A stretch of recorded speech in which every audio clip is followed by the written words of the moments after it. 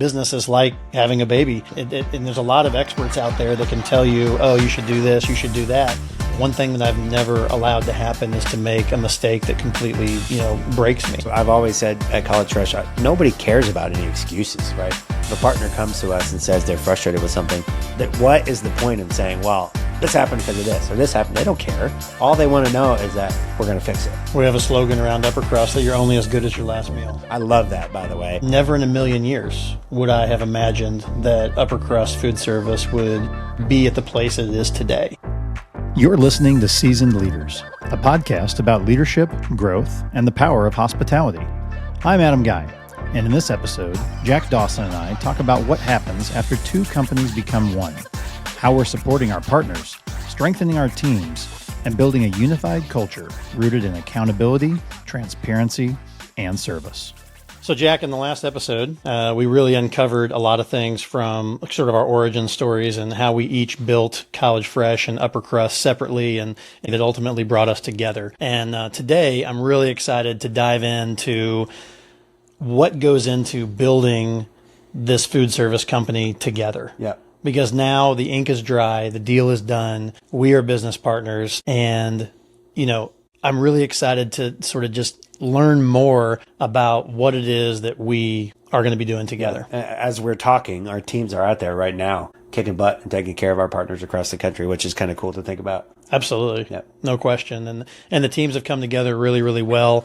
I'm really happy with a lot of the progress that we can make. And I think, I'd love to talk today a little bit about some of the things that we're proud of and some of the things that excite us about this. But at the core of all of this, having Jack Dawson come onto our team as the president of Upper Crust Food Service was one of the most strategic moves that we made. Yeah. As part of this. Yeah, way to go. That's right. It's a win for us. I'd love to talk with you a little bit about what you feel like that transition has been like from president and owner at College Fresh to president and owner at Upper Crust Food Service.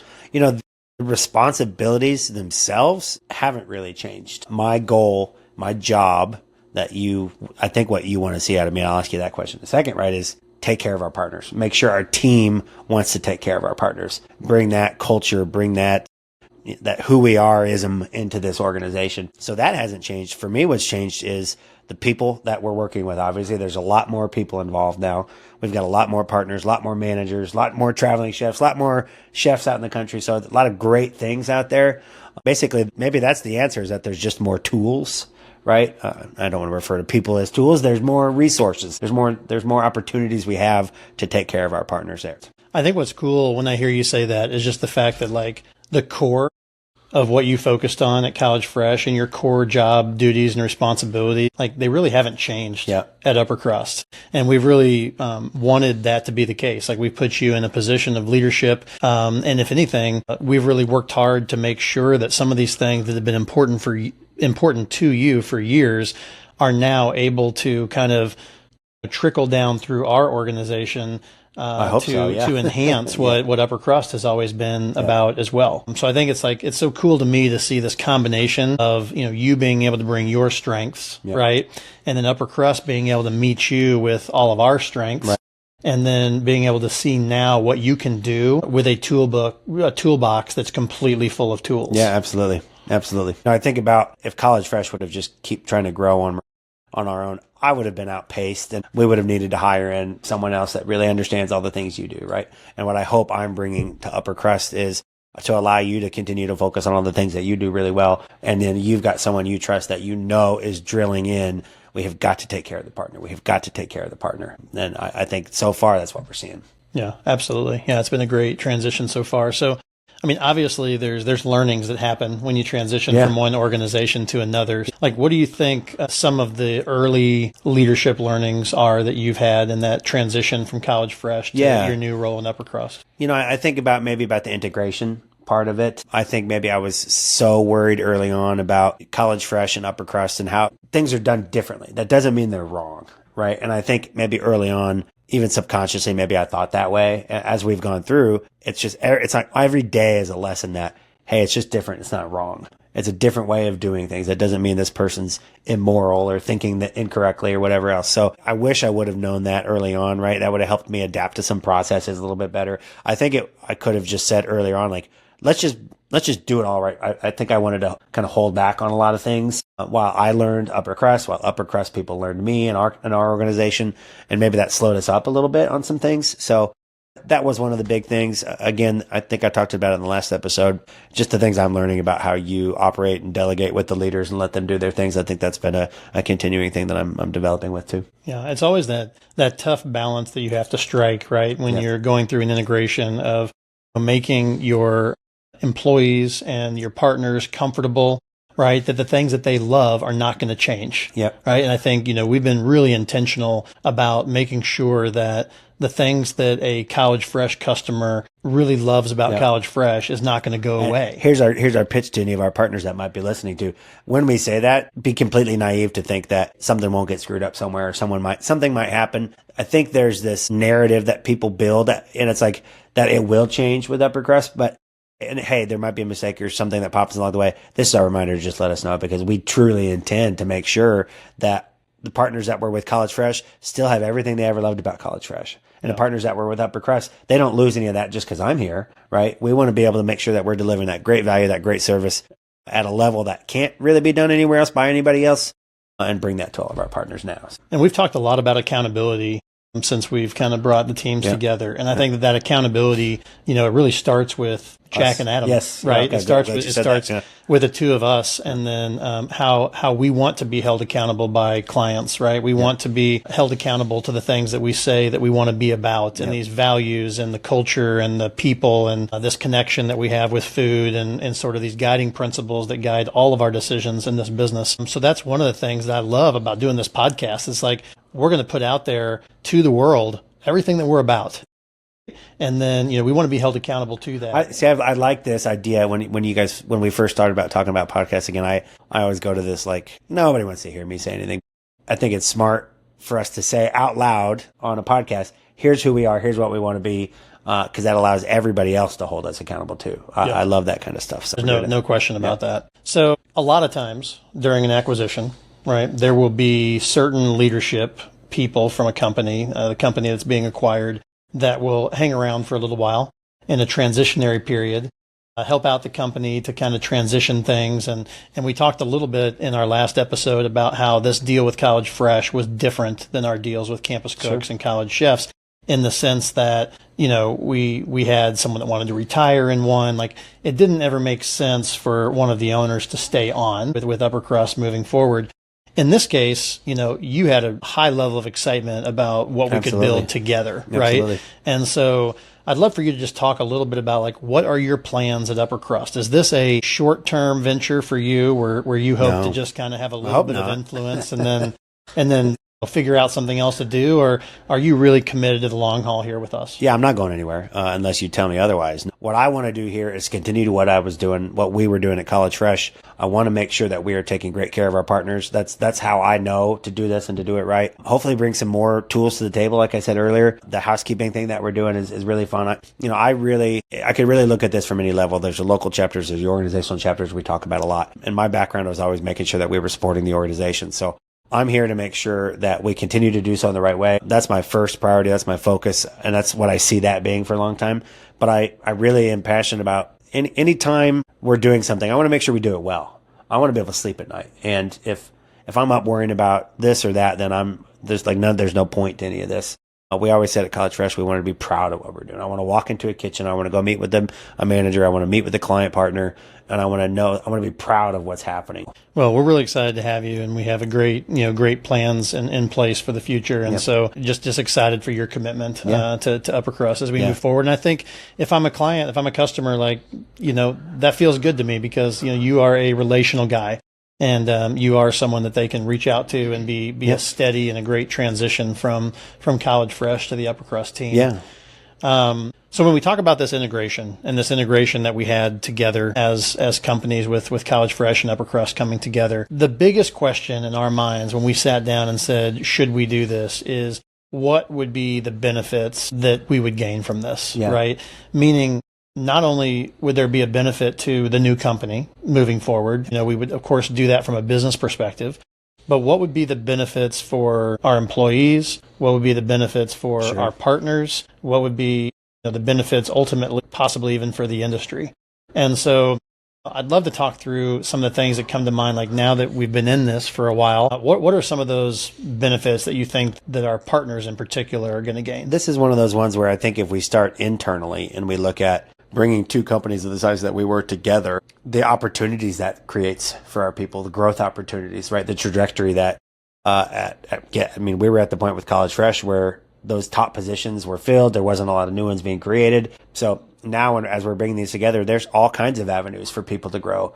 Whether in operations alone, there's all kinds of avenues. And as it relates to our partners, that's really cool because you're able to bring in great people. You're able to promote great chefs. You're able to bring a lot of value to the table. What that then does for our partners, we've got the biggest difference, I think, is the density, the depth, the support that we have across the country.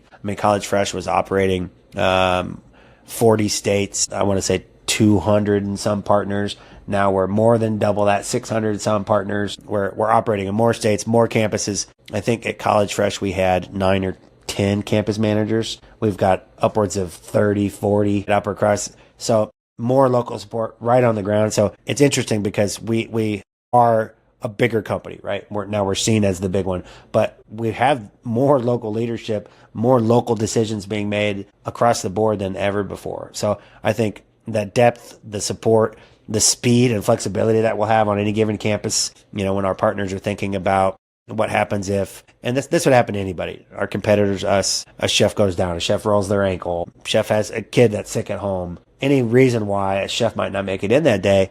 And we've got the depth, the support, the ability to cover those things right away for our partners. You and I also talked about it early on. I never wanted to talk about like price or being cheap with our partners. We always said we want to bring the best value.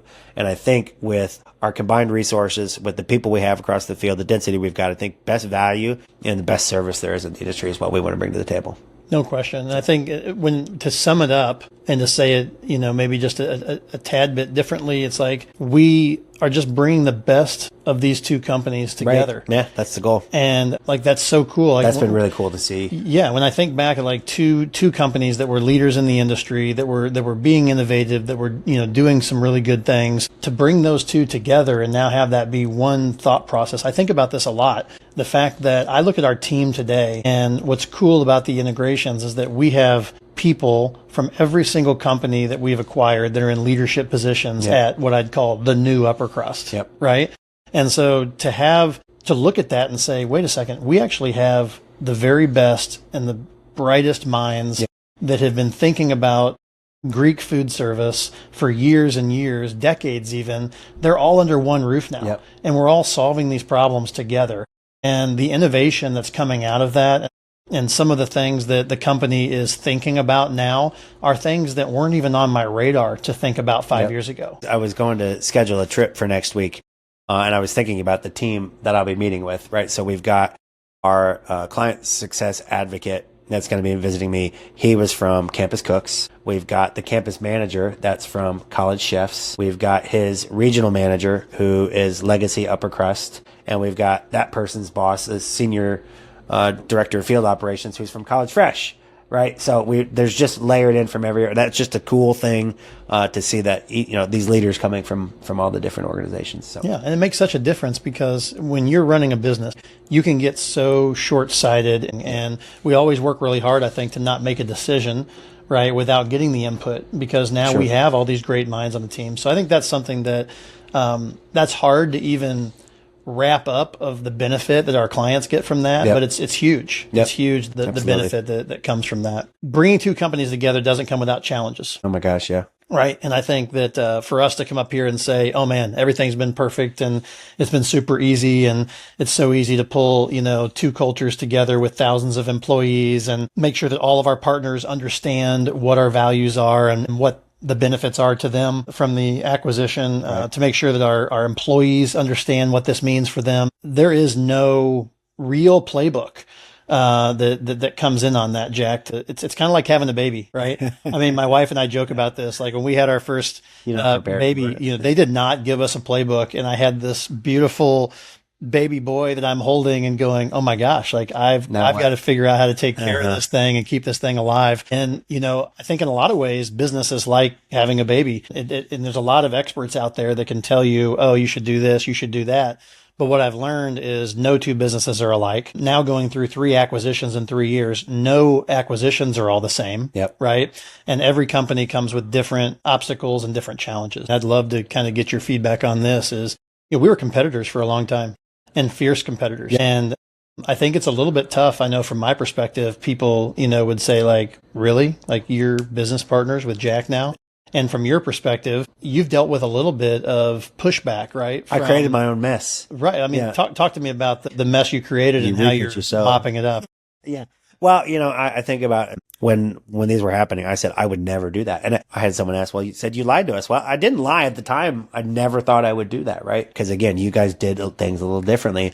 And we just really pushed back against that and sold against. I always tried hard not to, deprecate our competitors, right? I wanted to just mainly focus on us, but the reality is that exists. So then when we sell, all these people are their narratives completely understandably because I created are against us. And you've reminded me several times that, those feelings that are there because we made this decision to do this together. That's natural for people to think that way, see that way, feel that way. So as much as it can be frustrating sometimes, I understand the decisions we make and what that did. I just want to keep all we can do is day by day make the right decisions, support our people out there, follow the core values that we set forth. I think we'll be talking about that on the next episode, right? So I won't go into all that there, but yeah. Yeah. And I think that it's really what do we do with the challenges is my opinion is really what makes us the company that we are and the company that we want to be. Absolutely. And so, I think really have this heart to hit challenges head on, to always do the right thing, to make sure that the culture that we're creating and the values that are important to us, that those are really the guiding principles for all these decisions we make. And at the end of the day, like you said earlier, we may make some missteps. We may make some mistakes. I mean, if you listen at all to episode 1, it was a lot of, I could probably do 3 podcasts in a row just on the entrepreneurial mistakes, right, that I've made. But one thing that I've never allowed to happen is to make a mistake that completely, breaks me. Sure. And the thing is like, you don't want to be stubborn. You want to understand, you want to listen. And I think that is really something that we've embraced here at Upper Crust and especially with you here now is like, we're going to listen to our partners. Absolutely. We're going to listen to our employees. We're going to listen to what they're saying to help guide the future of this business. I've always said at College Fresh, nobody cares about any excuses, right? If a partner comes to us and says they're frustrated with something, that what is the point of saying, well, this happened because of this or this happened? They don't care. All they want to know is that we're going to fix it, right? So I want to continue to bring that to the table, even at the level we're at. Is let's not make excuses. Let's not worry about a bunch of the fluff that doesn't matter. Let's focus on what matters there. So absolutely, ain't no way through it but to do it, right? Let's face it head on. That's right, exactly. So Jack, we've talked about all of these things that we feel like our partners can gain and our employees can gain from the merger and acquisition that occurred. How do we ensure through all of this as we're growing this company? How do we ensure that we keep relationships first and foremost in our minds? You keep me on board. No, that's the plan. You just have to drill that every single day. It's not easy. There are so many times the paths we have to take to keep, maintain, build, protect these partnerships is difficult for everybody else. It makes it difficult for operations. It makes it difficult for finance. It makes it difficult for really everything else in the business because our partners, what they truly care about, they don't owe anything to us. They're paying their bills. They're doing their part for sure. It's not an easy button. You have to continue to work hard. You have to continue to keep that as the focus. We said it at the summer conference. You said it on the last episode. We got to keep the main thing. I think as long as you and I understand that, we'll be fine. And when we go through these acquisitions, knowing that relationship is important, there's obviously going to be some anxiety among partners, right? And I think about an acquisition sometimes in the sense that it takes away a choice, right? So if I am a customer who has chosen to be with College Fresh as my food provider, now College Fresh and Upper Crust have combined forces. It materially changes some things that I thought were true, right? Which was that College Fresh was my food service provider. And so therefore that's going to come with some fear, right? Come with some anxiety, come with some questions.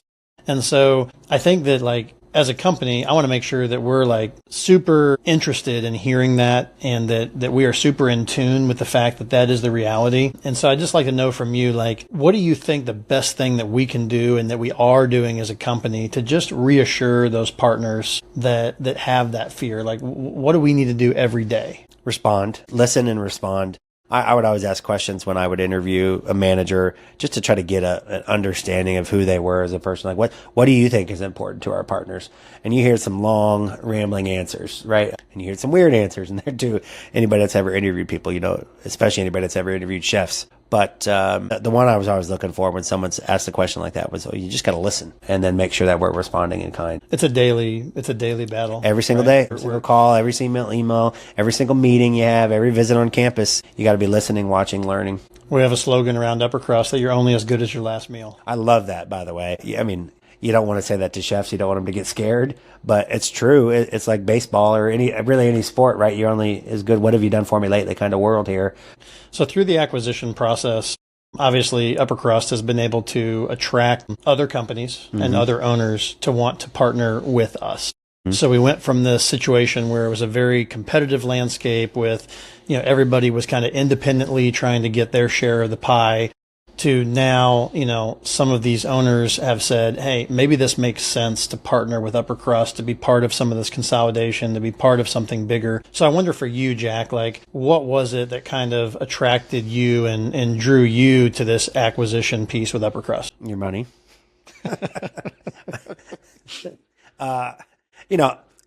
Honestly, I don't want anybody to, no one's naive enough to think that wasn't like a big part of it, right? But really for me, I think we talked about this in the last episode too, but knowing in business, there's this trajectory, right? So if I took a step back from that, first of all, there's this trajectory that's now been in the industry of consolidation, coming together, sharing resources, doing good. I genuinely believe that we can build a product and a service for the partners that they're going to love. But from a personal standpoint, what I talked about last time with Tom and Annie and I, it was the right time for the three of us. It was the right time for our families, for our shared family, like my sister, my brother, me, my mom, and my dad and our core unit. But then our partners, our kids, our spouses, absolutely was the right time for us. I think it's the right time for this. Like if this was going to happen, that was the time. I also know if I'm putting myself as still like a protector and leader of College Fresh, it was the right thing for College Fresh moving forward too. The opportunities, the resources that we have now. If I'm looking at College Fresh as still a living, breathing part of Upper Crust,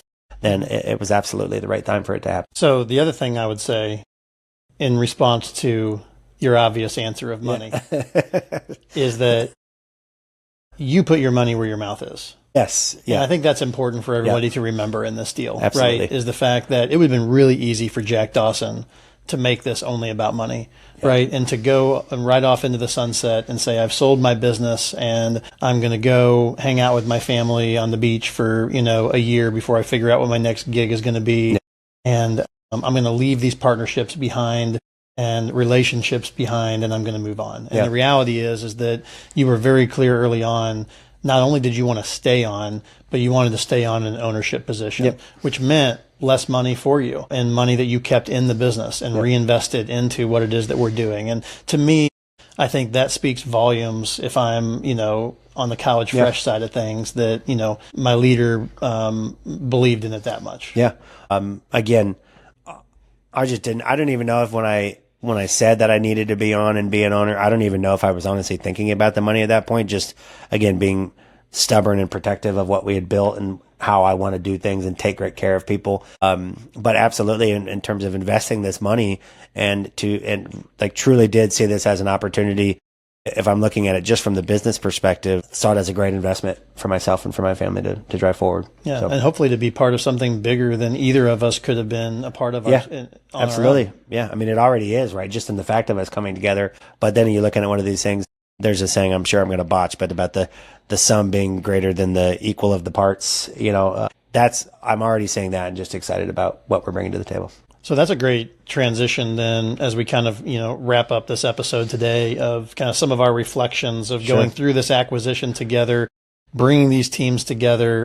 There's been a lot of things that have gone really, really well that we're super excited about. There have been challenges along the way that were to be expected, right? Yep.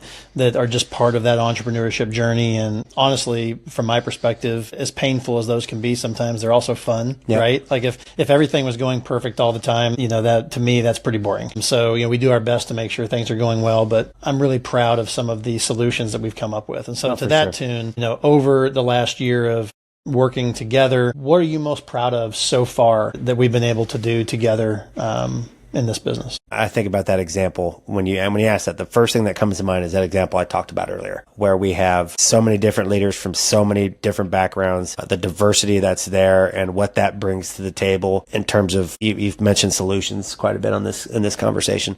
So the diversity of people, of backgrounds, of experience, locations, and just seeing it all come together. And at the start, there were times where we were like, oh my gosh, is this going to come together, right? Like it starts real slow, but then there's been this snowball effect. And the more you see the teams buying in, and it just keeps getting bigger and bigger every day too. I remember I told you a few weeks back, I was worried about something, and your response was let's just go start addressing these things head on. And even in just the last few weeks, right, when we're having these conversations and things pop up, and we knew it was gonna kind of reaccelerate at the start of the school year. And as these things are popping up, and we're just going right at it and having these conversations, I think that's the stuff that I love the most, and probably what I'm most proud of. Anytime something pops up now, there's no sugarcoating it. We're past that part in the relationships. We're able to have these conversations with really great people, with really great leaders, and come up with solutions for our partners. That's what I'm most proud of. For me, I look at this business almost like my baby. It's just such an ingrained part of my life. And so when I look at it, I just have this amazing amount of pride that comes from what our team has been able to build. Yep. And if you talk to somebody that I talked to when I started this business, 20 years ago, never in a million years would I have imagined that upper crust food service would be at the place it is today. And I think what I'm most proud of is the fact that now that we've proven to ourselves that we can do this and we can do it well and we can do it at a high level, now it really opens my eyes up to what we can become and how much better we can become as we put all these things together.